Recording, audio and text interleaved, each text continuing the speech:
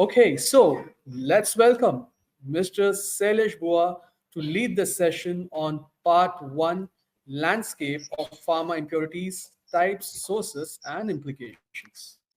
So I think let me start with this my topic, landscape of pharma impurities, types, sources, and implications. So we know in pharmaceuticals, impurities are very key quality attributes and very fundamental quality component to design a specification, to design the product, and to design the regulatory submission without any fails. So 1 minute.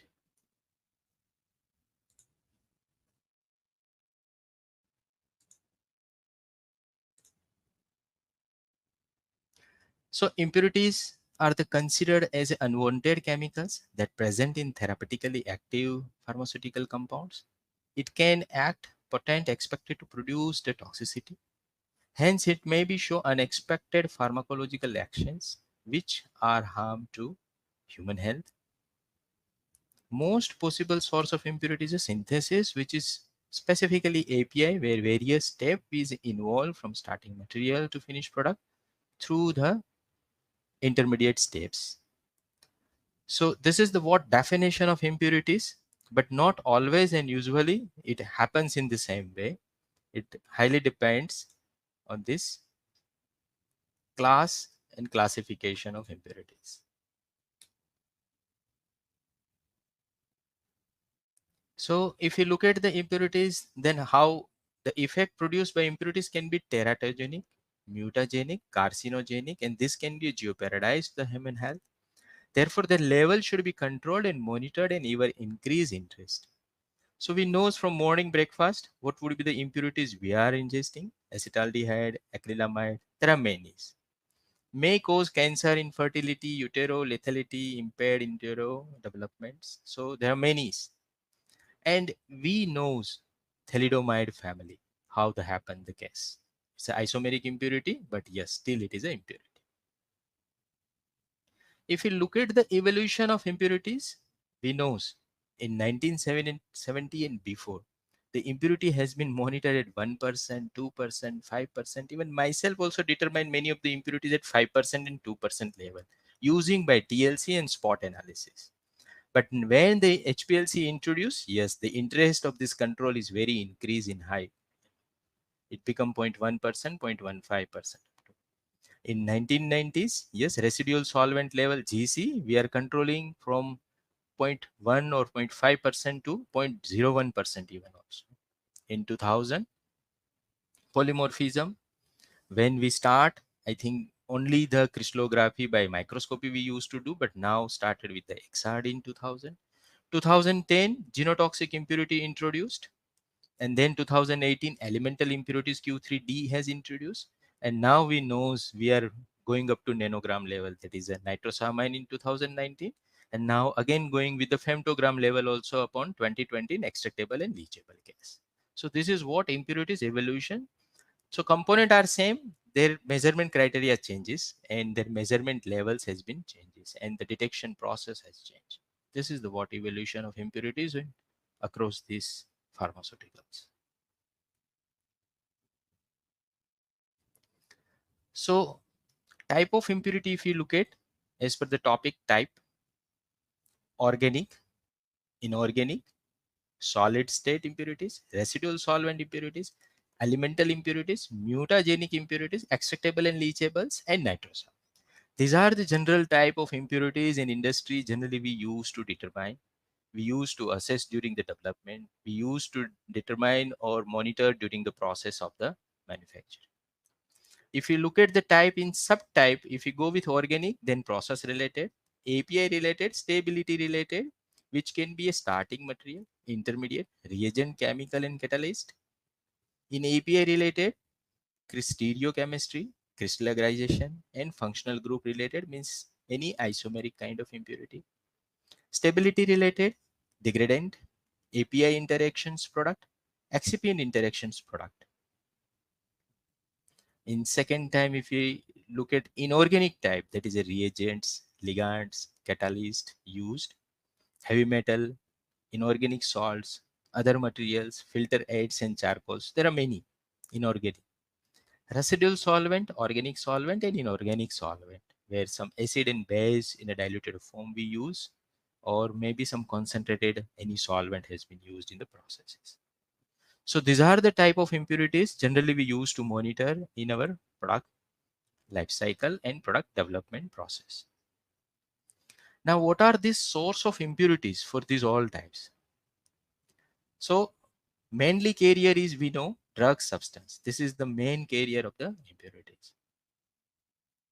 When we have a drug substance as a main carrier, yes, excipient is being to add equipment, container closure, manufacturing processes, cross contaminations, sometimes humans as well, storage, environmental, and finally producing the drug product where they process or any kind of the compatibility incompatibility involved.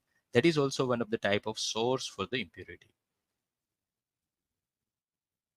If you look at each source in detail, source of impurities, if A plus B mix make a C, which may be an intermediate, and if C goes to some purification, maybe a DS, it's a drug substance. If you look at the first step. So in drug substance level, there will be a many impurity, solvent, catalyst, reagents, intermediate, KSMs, impurities of KSM, intermediates and their part of degradation. So there are many source of impurities in the API source. Once this API is mixed with the excipient, it becomes the drug product. So when this goes to the drug product, there is a multiple impurities. Again, going to be a chance, reactions, byproduct, degradation product, excipient interactions product, solvents, reagents, excipients, etc. So there are many sources of impurity in this life cycle of this drug product manufacturing. If we look at the first step, API, and if we go beyond that step, let me take one example. That is a venlafaxine example. If stage 1, SM1, paramethoxyphenyl acetonitrile, it mixed with the cyclohexanone, that is SM1 and SM2. If they mix it, become the intermediate A, stage 2. Then it is mixed with the palladium hydrogen gas and MSA, then intermediate B. When it goes to formic acid, formaldehyde goes to intermediate C. And then if it is a purified, then racemic mixture. So this is the whole cycle of any drug substance manufacturing. So if you look at this ROS, how many components have been involved in this ROS? Then each component for the final API, it becomes the source of impurities. So I think we can understand from here stage 1, SM1, SM2, intermediate B, intermediate C, all are the impurities for the venlafaxine racemic mixtures. So if we look at out of this source, what are the other source in API can contribute to these impurities? So in other source are degradations related impurities. This is very important and fundamental chemistry process for any drug substance. We have to be assessed very preliminary. So force degradation study, where what are the stress factor we use? pH stress, thermal stress, chemical stress, or mechanical stress. Then their influence in infectivity we need to measure. And how much is going to be a activate or work on this. So ability to rapidly predict and assess the potential for drug product performance changes, impurity formation, and associated safety concern are important part of speeding the development of innovative and generic drug therapies. So very important is assessing potential pathways, and this is going to be a realistic pathway. That is very important. Comprehensive understanding of physical and chemical process impact drug degradations. The control of impurities and the impact of this factor on safety and regulatory areas. So what are the impurity possible to be generated, and what are these impurities going to be impact on safety, and what is the impact to the regulatory areas? That also we need to assess. Predicting degradation related impurity is very key parameter during development phase. And if we talk about the very much real world on this part, so there are many analytical confusions are. When we thought of actual degradation, potential degradation, and hypothetical degradation. So that may be idealistic, some of the case, but that doesn't mean it goes to the realistic. So sometimes we may digress or we may divert it to our identification and degradation path, where realistic case would be very different also sometimes. So potential degradation product are those that are observed in stress test, while actual degradation product are those formed under the real time or accelerated study. So if these two correlation we can able to develop, source of impurity definitely we can be able to identify. And once we identify the source of impurity, we can control. So in ideal scenario, the actual degradation product are completely predictable, observed in the stress test, are true subset. Realistic, while almost all actual degradation products are observed in stress test, there are still a significant number that are not predicted. So some of the case may not be predicted, but in actual, in a very long term way, the source of impurity may be the presented over there. Prediction of drug degradation is an area with a great deal of interest, especially considering the evolving pharmaceutical interest in quality by design approach. If this we knows very properly, we can hit very target base for the impurities and their control systems. If we look at the force degradation study for the source of impurity, the next step is the mass balance study for impurities. So revisiting all the concept to the new concept of mass balance. So process of adding together assay value and degradation product to see how closely these add up 100%. That is called stoichiometrically balanced. This is sometimes happen, sometimes not happen. Reasons are many.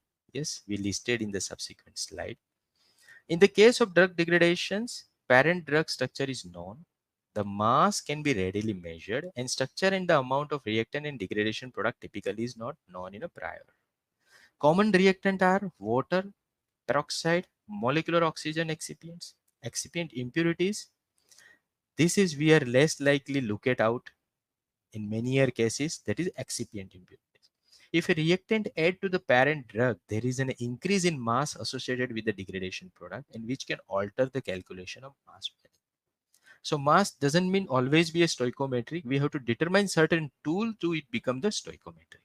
So that is very important. It depends on chemical structure of impurities and chemical structure of API. Let me take one example. Pregabalin. It's a well-known case.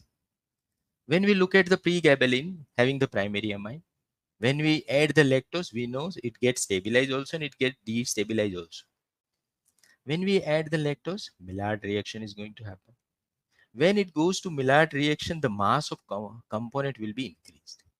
If we look at the molecular weight of pregabalin 157, if we add 342 of lactase, it's become 482, 481 molecular weight of the pregabalin lactose.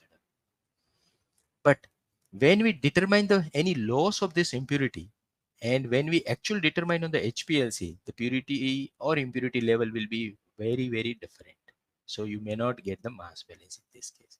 So using detector respond approximately equal to mass. If we use CAT detector, that is charge aerosol detector. Drug shows loss of 5% of potency value here. It may not be necessarily it will give the 5% of peak area over here. It may get 15% of peak area and may not be a mass balance can happen in this case. And this will be a significant mass imbalance problems. So this case industry is facing sometimes to determine during the source of impurities, and we need to overcome from the different ways and different orthogonal techniques. If we look at the mass balance and imbalance, then we have to look at the confidence on mass balance calculation, complete understanding of the degradation pathways. So chemistry really very helpful. And what are the corresponding structure we need to determine, that is very important. And whenever we go for any source of impurity determination, the meaningful stress study is very, very important. Sometimes we do over stress, sometimes we do lower stress. So realistic manner stress to determine the source is very important. And after the stress, realistic structure and determination of this realistic structure levels in the technique is very important. to get the mass balance.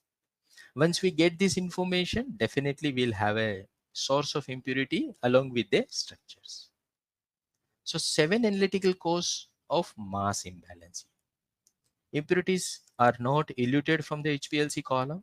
Impurities are poorly separated and are missed. Impurities are co-eluting with the parent compound. Impurities are not detected by the detectors. And there is a poor analytical recovery of the impurities. There is a poor analytical recovery of the parents also sometimes. And there is an inaccurate quantification due to difference in the response factor. So these are the common cause of mass imbalance which may not able to determine the real source of impurity and realistic of impurities.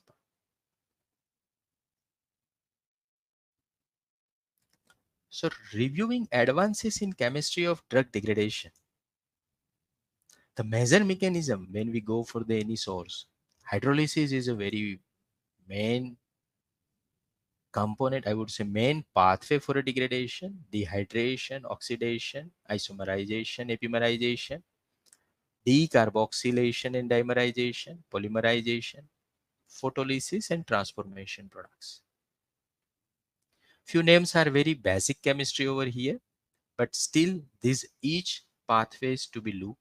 And nowadays, I would say in AI part, there are many software and many degradation pathway softwares is available. So in silico information we can gather and we can derive the data. And nowadays software also available which can provide us a stress study protocol to design the realistic pathway of drug degradation. So search the drug degradation database, then in silico predictions, then design, execute and stress testing protocols. Identify degradation product by the structure elucidation. Compare actual versus predicted degradation product and update in silico rules in archive.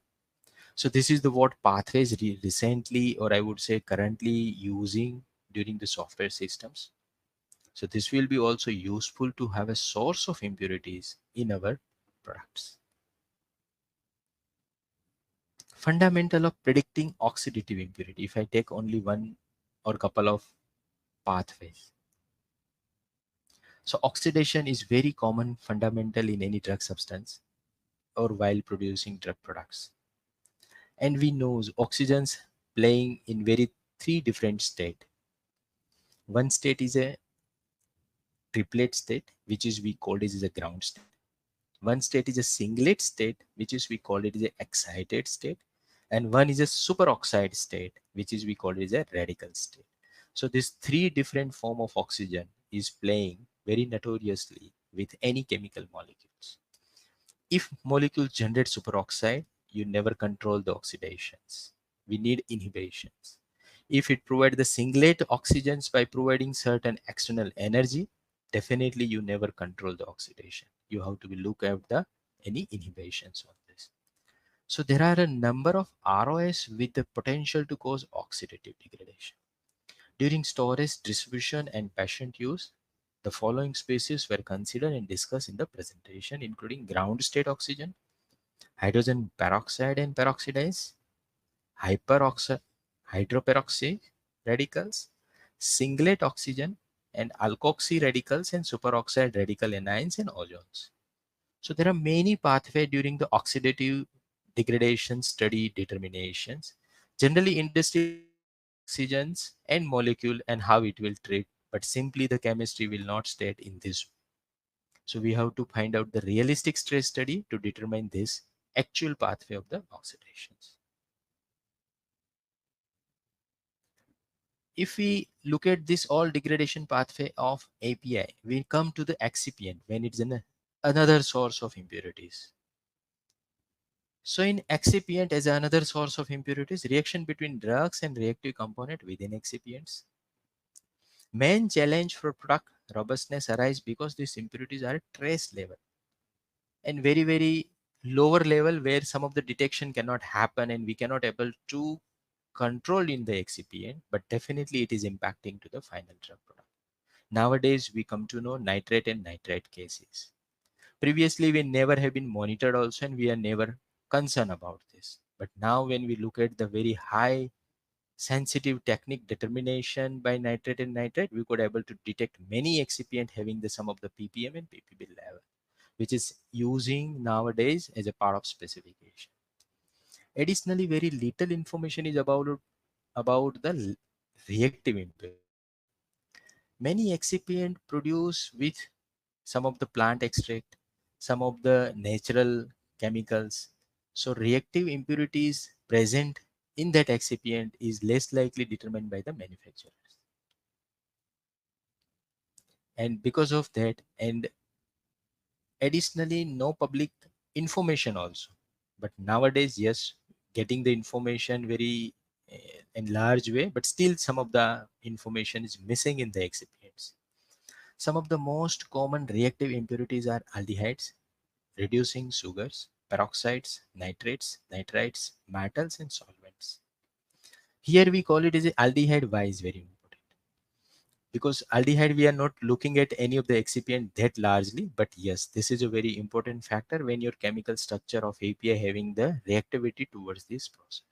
So this is very important part. And nitrate and nitrite nowadays it become after 2019 is become the talk of the town to this excipient industry.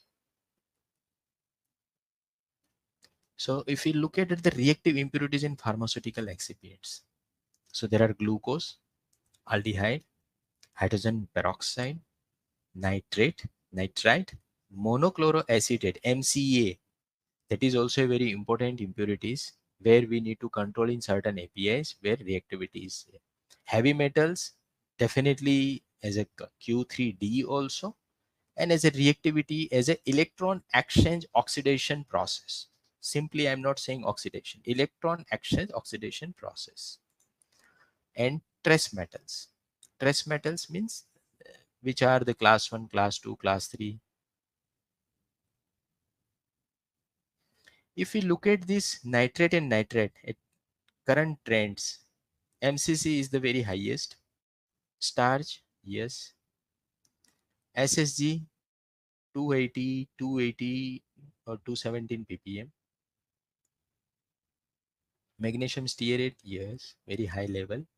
And if we look at hydrogen peroxide, povidone highest, cross povidone highest, and HPC also having the peroxide level. And if we have a aldehyde level, cross povidone also having the good number of aldehydes here, and HPC also having the good numbers of aldehyde. So these are the excipient we need to keep the controls on this impurity. So it can be a one of the source of impurity during the drug product manufacturing. So excipient interactions impurities. Knowledge of potential impurities in excipient along with the understanding of the stability soft spot.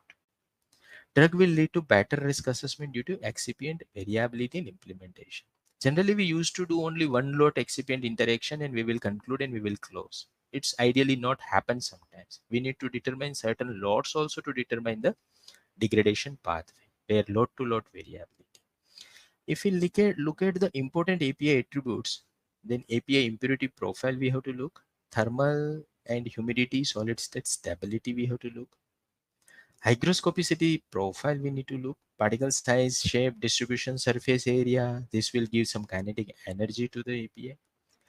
Effect of mechanical aggravation and processings and crystal packing information, that is the polymorphic impurities we need to check. If we look at the important excipient impurity profile we need to look, their solid state stability, moisture grasping or hygroscopicity profile, particle size, mechanical aggravations and processing, excipient manufacturer and their source of that excipients, how they are manufactured, and their pH in water and spectroscopic property. In some of the cases, we have seen different NMR, or I would not say NMR, Raman and NIR, yes, behaving differently and can cause this. Age and storage, history and of excipient, lot specific. So these are the general source of excipients for the impurities. We need to look during the source identification. If we look at the sources of impurities, drug substance, excipients, and storage we covered in this presentation now. We will look other source of impurities, equipment, container closure, manufacturing process, cross-contamination, humans. environmental and drug products. If you look at the impurities from the equipment and manufacturing process container closure systems, the manufacturing equipment used in the both drug substance and drug product, which will be ASS, but definitely there will be a part of any elemental impurities.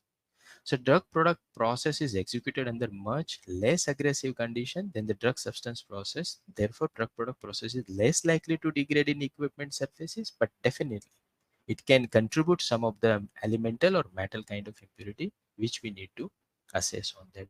And that is now part of Q3D as an assessment process. Contamination, cross-contamination and mix-ups in pharmaceutical manufacturing. If we look at the contaminations, introduction of unidentified foreign substance, environmental personal equipment, raw material, product sterility, environmental monitoring detection system for that, and clean room HAPA filter validating cleaning will be a prevention system for that. Cross contamination, transfer of material during it get cross contamination source maybe equipment, airborne particles and personals, and maybe impact would be a drug exposure, regulatory non-compliance, and detection will be cleaning validation and analytical testing. Mix up, yes, sometimes happen this also as a factor. So procedural error leading to product mix-ups, human error, similar packing, poor documentation, incorrect doses and impatient patient harm recalls, detection during line clearance and label audits and in process check. But still, human error is always a human error, can happen this as a mix-up and can a source of impurities in our drug product. Further in contamination, four types: physical contamination, chemical contamination, microbial and endotoxin. We will not touch much. Physical contamination easily can be seen. Sometimes black particles, sometimes any stones, sometimes any hair, glass, metal, dust, rubbers. Chemical, residual solvent, cleaning agents, which are the floor cleaning, or sometimes some other agent which is by improper cleaning or raw material impurities can introduce. In contamination, if we go further, residual media, cellular byproduct, if in environmental, humans, purification, and equipment context surfaces, where cleaning part also can be a part of contamination. So these are the what contamination can source of impurities to the final drug product. So if you look at the source of impurities, yes, we covered drug substance, excipient, equipment, container closure, manufacturing process, cross-contamination, human, storage, and environment. So these are the sources of impurity in pharmaceutical industries and during the drug product manufacturing process. Just I'll touch upon the few drug product specific degradation pathways also. That is a liposomal degradation. It's very specific dosage form. Is one of the first nanoscale technology used in the drug delivery, have become an increasingly important formulation choice to address number of pharmaceutical needs. Nanoscale to microscale supramolecule assembly of lipid phospholipids, cholesterol, polymer grafted lipids, and cationic lipids are major structure where in the cavity of that API is getting the settled down. And then this chemical changes to be identified. If you look at the liposomal degradation, it will not be behave as a normal degradation pathway. Sometimes it goes in a very different degradation pathway. It's a self-degradation process. So liposome compound of lipid having 100 nanometer of membrane thickness, and space filling model of DPC bilayer arranged in a typical bilayer organization. Far right inset chemical structure of DPC, stereospecific numbering for a glycerol backbone, and this glycerol having attachment of acyl chain, and this shows the hydrolysis and oxidation sometime because of this oxygen item. So hydrolysis target and oxidation targets. So this can happen the self oxidation and self hydrolysis of liposomal degradation. This is, I think, one of the different kind of degradation pathway which is not a normal manufacturing process or normal product can have it. That's what I covered here as a very separate. So it's a hydrolytic degradation with lysolipid that produced by cleavage and acetyl chain and ester linkage. Oxidation product can occur near double bond unsaturated. So this is chemistry part where free radical initiator happen and then propagates the oxidations and then self degradations happen. And not only the chemical degradation in liposomal drug development, alternative physical organization of this lipid structure also can happen for the degradation pathways. So this is very important during the evaluating the liposomal degradations. So generally regulatory is always looking for a physical property during this manufacturing or product development: surface charge, leakiness, size, and lamellarity, a number of Bayer layers. So there are particular techniques we need to use to determine each kind of the parameter, and relevant chemical degradation product can affect the physical parameter of liposome. So there are two different ways for this degradation pathway of liposomal degradation.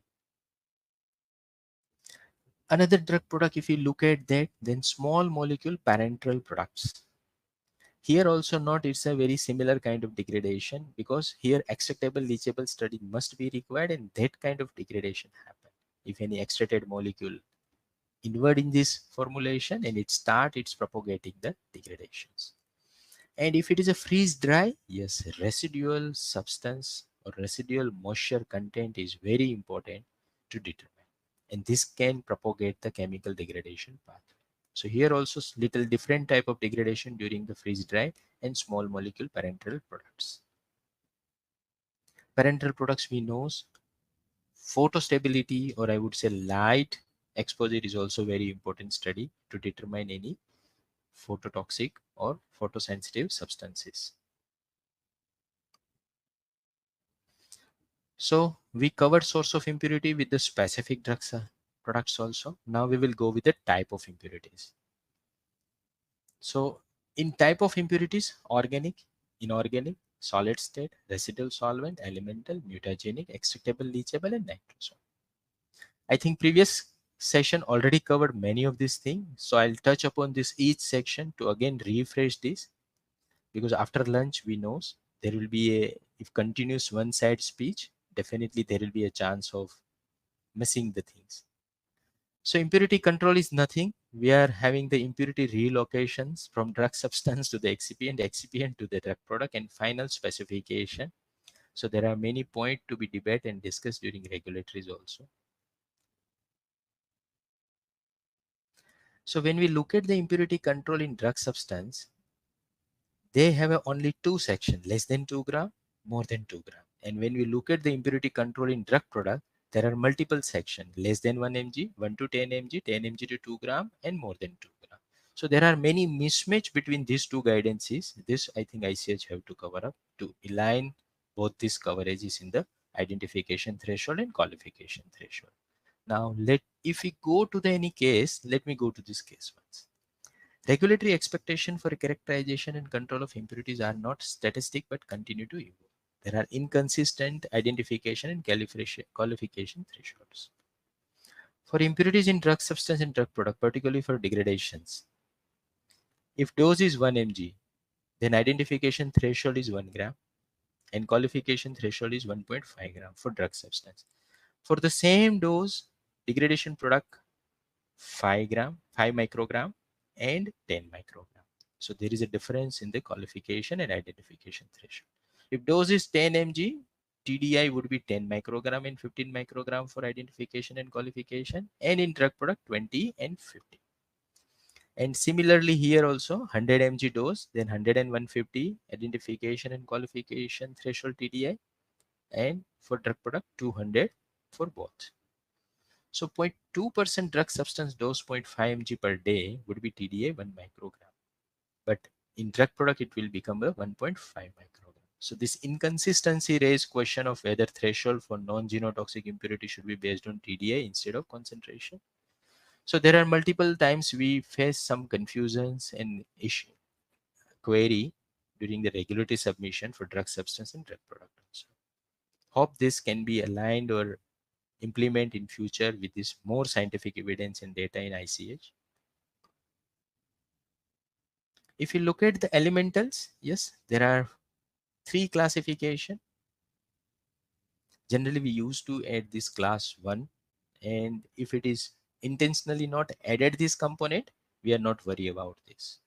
And if it is intentionally added, yes, definitely we have to go for the realistic testing system, that is ICP-MS. So there are PDEs for oral, parenteral, inhalation, and we know inhalation is always a very less than the parenteral and oral for elemental impurities. And another impurity is the residual solvent. If you look at the residual solvent class 1, which is should be avoided, which benzene, CCl4, CCSCl2, trichloroethane, dichloroethane, and we know class 2 and class 3 solvent should be limited in pharmaceutical product because of their inherent toxicity at a respective PDA level, or class 3 less than 0.5% of each, means 5000 ppm. If another impurities, that is genotoxic, yes, I think already covered a lot on the genotoxic, still we will touch upon this. Active substance assessment for mutagenic impurity, the actual impurity or potential. Then as per M7 non-mutagen and structurally alert. Nowadays toxicity prediction softwares are many, so we can go with in silico prediction, and we can go with the alert system. And then setting acceptable limit for proposed control strategies, that is TTC limit, that is 1.5 microgram as a worst case scenario of more than 10 years of exposure of dose. But yes, there are LTL process also that based on the agency and therapeutic category of drug can happen. During active substance assessment, actual and potential impurity that are likely to rise during the synthesis and storage. So that is a no actual impurities identified and known as per the Q3, and potential impurity likely to be present in the final substances. And we need to assess for a mutagenic potential process. And there are different classes of this mutagenic process impurities. Non-mutagenic carcinogenic class 1, class 2. Class 1 and class 2 must and mandatory to be monitored under the TTC process. Class 3, class 4, class 5 upon the manufacturer, drug substance manufacturer, or the agency's risk-taking abilities. We use to determine this. Now, the impurities of nitrosamine, yes, it's a very well now known. Nitrite, which is the main culprit, can cause the nitrosamine impurity with secondary or tertiary amine.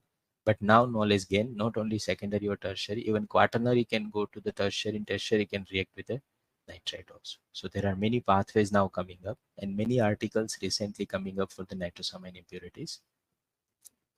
So if we stop nitrite, yes, the stomach will be happy, no nitrosamine. So nitrosetting agent is the nitrate, and we need to control that. If nitrosamine impurity, looking at primary, secondary, and tertiary amine, primary may not or not getting generate this kind of the nitrosamine. Secondary, yes, very prone to generate, and tertiary, that is also goes to the nitrosative dialkylation kind of the reaction. So this is what amine classification for nitrosamine. So here in the picture, I think the I know kung fu means they are the primary amines. They cannot react. If they react also, they can break out.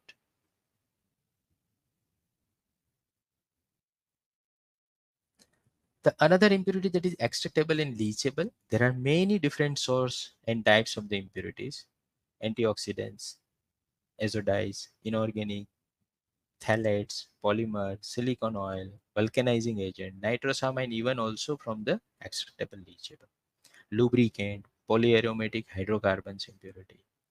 And their source, I think if you look at antioxidant, protective agent, formulation additives, raw material, cleaning agent, and dye, yes, packing, printing, these are the all dye process. And lubricant and sleep agent, fatty acids, packaging, coating, raw material and cleaning agent. And look at the phthalate, that is very important, that is plasticizer additives. And polymer and reactive impurities, plasticizing agent is the source.